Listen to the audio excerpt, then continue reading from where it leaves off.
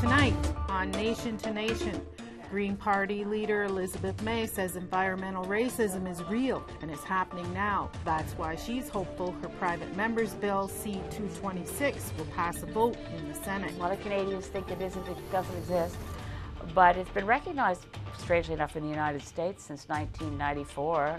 Senator Kim Pate has been a longtime advocate for equality. She's been pushing to have a bill in place that would automatically remove criminal records for some.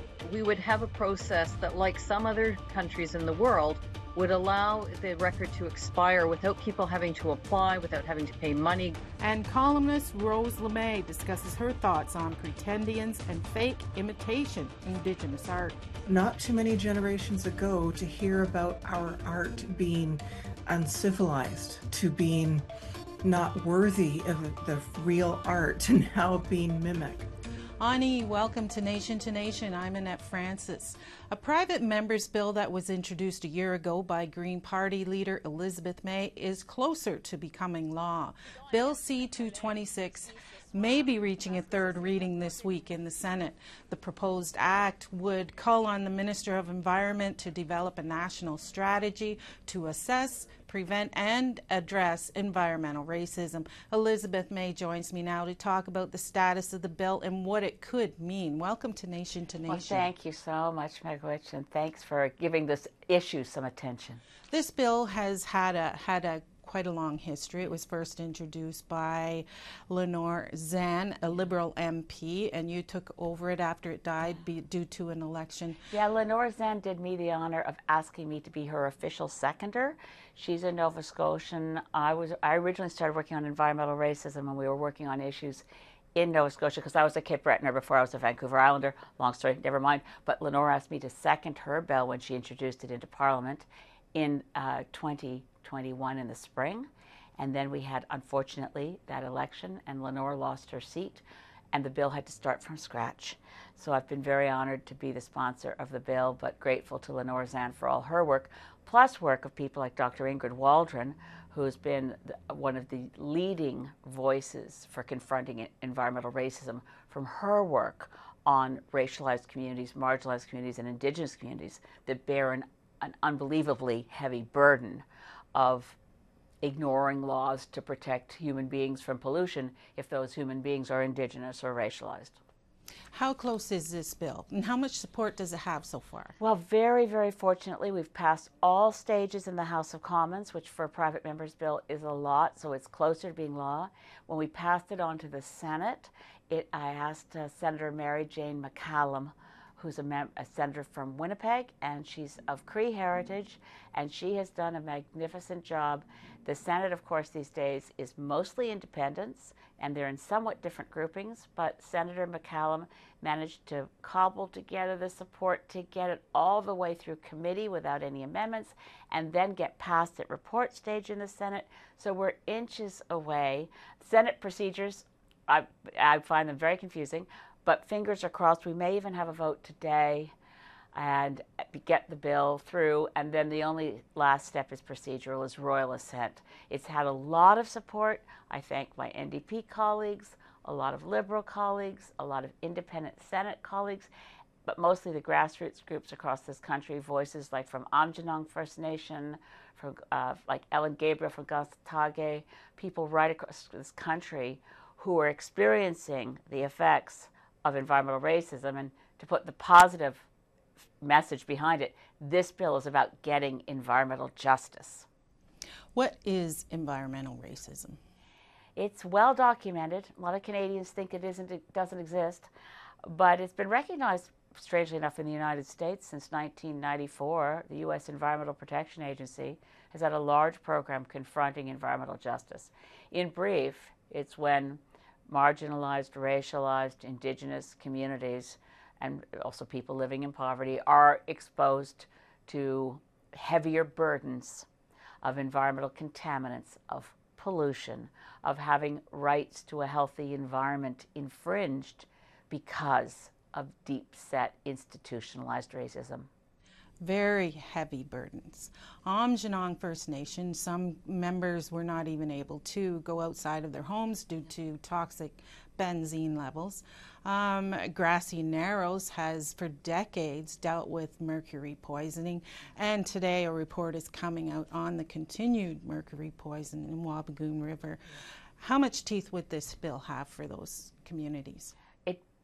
It has promise, but I'm going to be honest here.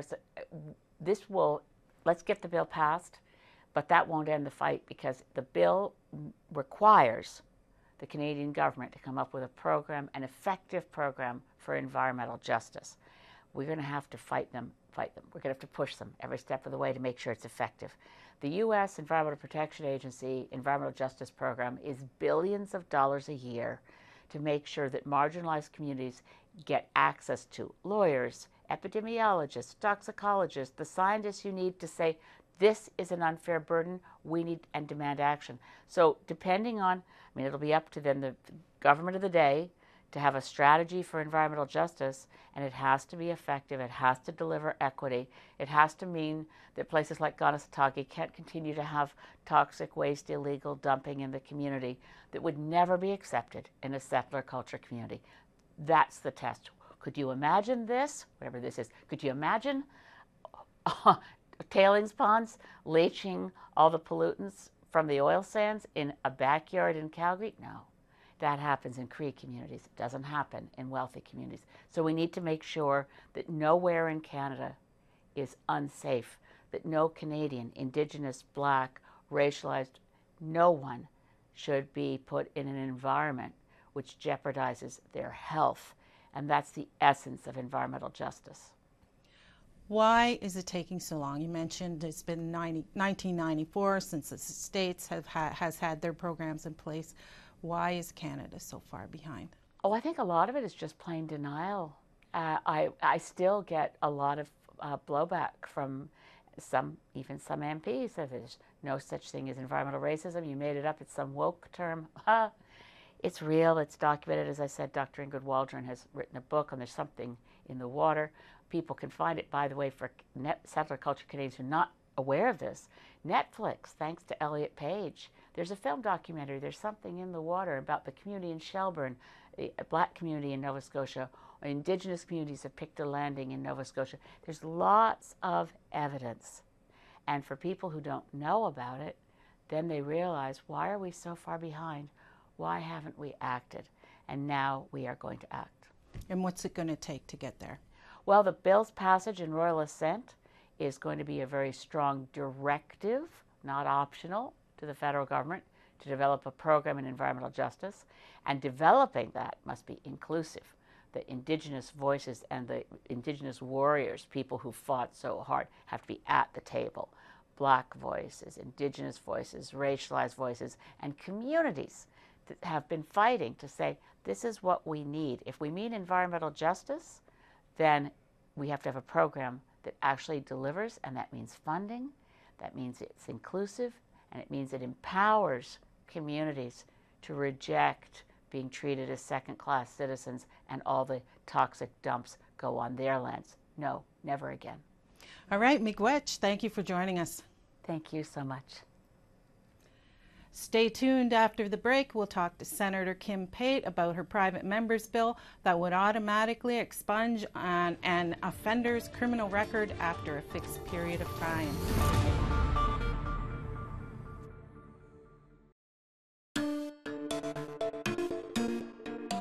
Ani, welcome back. An act aimed at automatically removing a criminal record is another step closer to becoming law. Senator Kim Pate introduced Bill S-212 in the Senate in November 2021. This week, the bill reached the third reading when it was debated in the Senate. Senator Kim Pate joins me now. Welcome to Nation to Nation. Thank you very much. It's great to be here. When you first introduced Bill S-212, some experts said this could be the most significant justice reform. How so? Well, one of the things it does is, for the first time since records were introduced and record expiry was, or the idea of a pardon was introduced, we would have a process that, like some other countries in the world, would allow the record to expire without people having to apply, without having to pay money, go through the application process and all of the costs that go along with it, and then be able to move on from their move on with their lives and not have the impediment of a criminal record, which we know not only impacts employment and volunteer opportunities, but increasingly rental agreements, increasing even access to education. And, as happened during the pandemic, as I was trying to help some families get health care for their loved ones, even long-term care facilities sometimes are doing, well, often are doing criminal record checks. So it would allow people who have lived for, the bill right now would be 2 years, which is the original time frame that existed when pardons were first introduced, after the end of a sentence for a summary conviction offense, which is usually less serious, and after 5 years after the end of sentence for an indictable offense, be able to move on with their lives and be able to truthfully say they did not have a criminal record. You have stated that the record relief falls disproportionately on most economically and racially marginalized, especially those of African descent and Indigenous peoples. How does this currently affect their lives, and how many people are affected by this? Well, 1 in 10 Canadians has a criminal record, and not that many apply for record expiry or before that for pardons. And a lot of people, start the process and find it too complicated and difficult to do. In fact, this government gave out millions of dollars to organizations to try and help people get pardons because the take-up was so low. And disproportionately, it's, of course, people who are the poorest, and disproportionately, it's Indigenous people and other racialized people, Black people, people of African descent, people with mental health issues, who are trying to move on with their lives and may have very few dollars. And so the fact that they then have to use that to, becomes a real vicious cycle of how do we get a pardon when we don't have the money? If the money's there, we want to use it for rent, to put a roof over heads, to feed ourselves, our families, to try and get ahead in whatever way we can. It's not like a lot of people have a bunch of money lying around, especially after they've had the impediment. And we know that for many of the Indigenous people, many people were first in child welfare involvement. Many of the folks who are in the system also were in residential school or first or second generation. So we know that the residential school, child welfare, 60 scoop pipeline into the prison is real. And so it becomes this vicious cycle also that doesn't allow people to stop and start again and have a fresh start, which so many people want. And when I was in Alberta years ago, when I was working with young people and men, Mr. Justice Causey, as he then was, did a review of Indigenous men only. And by the time Indigenous men reached the age of 30, they indicated that 9 out of 10 had criminal records. And that's huge. That could make a huge difference for people who, lots of us, we all make mistakes in adolescence and as young adults. Not all of us get criminalized, and not all of us live with that for the rest of our lives. And so it's trying to make it a slightly more equal starting point for some folks. What about certain convictions such as first-degree murder, crimes against children, or when someone has been deemed a repeat violent offender? How would this act handle these offenses? Well, the people who are serving indeterminate sentences or life sentences for murder, dangerous people have been labeled dangerous offenders, probably, their sentence never ends. So there would never be this 5-year period after the end of sentence. So it doesn't apply to them. And there's exceptions for child sexual offenses and serious sexual offenses as well, because of the nature of the vulnerabilities of population. So those would be exempted.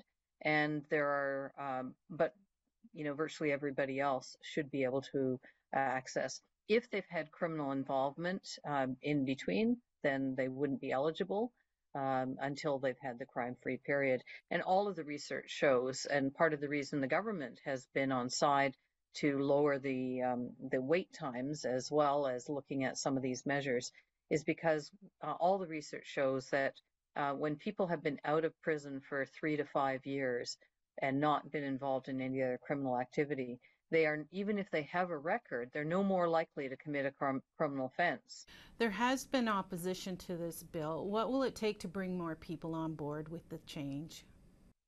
Well, I think it'll, in the Senate already, there's been an amendment from the Conservatives to go reverse the wait times, take it back to what the Conservative government introduced in 2012, and increase the wait times back to 5 and 10 years, respectively, from what the bill proposes, which is 2 and 5 years, which incidentally was insisted upon by the Conservatives they actually wanted it to be 2 and 5 years when the laws were first introduced. So that's an impediment. Some people think anybody with a criminal record should never be able to move on, ignoring the fact that the criminal law doesn't apply equally to everybody. In theory, it does, but in practice, we know that our prisons are full of the people that every other system fails.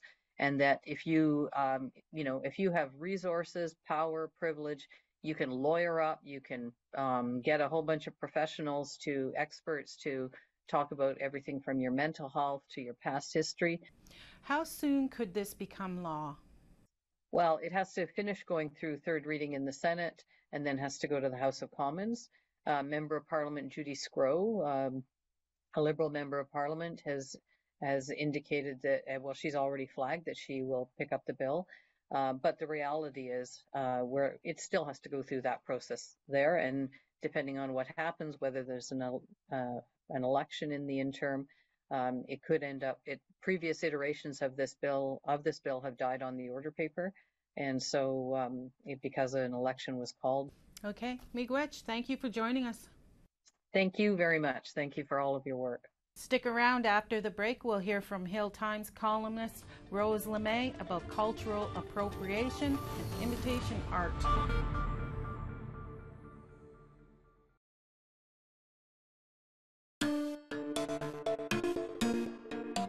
Ani, welcome back. Indigenous identity fraud has been a hot topic of discussion lately. Last week, the topic brought Inuit, Métis, and First Nation groups to the table in Winnipeg as a part of an identity summit.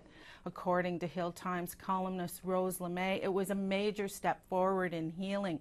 Identity fraud isn't the only issue on the rise. Fake Indigenous art and cultural appropriation are also becoming more commonplace. Rose LeMay joins me now. Welcome. Thank you. Good to see you. Did you watch the Identity Fraud Summit last week? What were your thoughts? I did watch almost all of it, and I was so impressed that First Nations and Inuit and Métis came together, found common ground, and perhaps even reignited the oldest treaties we have, which are not actually with settlers, they're with each other. And it felt like going back to the premise that we all have responsibility to each other. And I was so impressed with it all. It did really remind me of Maori, when Maori come together and they talk about why we are here, how on the shoulders of our ancestors, the heroes that we have in our genealogy. And that's actually what happened in Winnipeg. So it really just filled my heart. Your latest column is titled the Day Indigenous Peoples Took a Major Step Forward in Healing. How are these discussions healing? I believe they're healing because, at least at this summit, and so many of the discussions that I hear now are based on our sovereignty, are based in our old laws, that predate Canada and the Constitution. And so it is for us, I guess, I see it as coming back to who we actually are and opposing the very colonial thing that has occurred for us, where the federal government and provinces and territories sometimes pitted us against each other, First Nations against Métis, against Inuit. And so for us to turn away from that and say, no, that's not who we are at all, I think is actually very healing. But is there a danger in that happening, something like that happening again, like summits like this one in Winnipeg? Could it lead to legitimate Indigenous people fighting amongst each other and then in turn make it easier for governments to use the divide and conquer tactics? Well, I suspect in other times in our history that it may have had more risk. I do believe it actually has much less risk now that we see a common enemy. Pretendians pretendian organizations have a much huger impact on First Nations, Inuit, and Métis. And unfortunately, there's nothing like a common threat that might bring us together. Is there risk? There's a little bit, but I don't think there's nearly as much risk as there was, say, in the Kelowna Accord back in the early 2000s. There was a bit of conflict around that. It took a lot of work, but now I didn't see any conflict really in this summit, in the organization of it, in the final declaration. There was some good discussion on how to make it stronger, but it was amazing to see. Your article mentions a totem pole at the entrance of Algonquin Park. Why were you reminded of this? Well, it has stuck in my mind since the last time I went to Algonquin Park and drove through and saw this totem pole, and I can't even describe the feelings I had. I come from the West Coast. I come from Taco River Tlingit First Nation.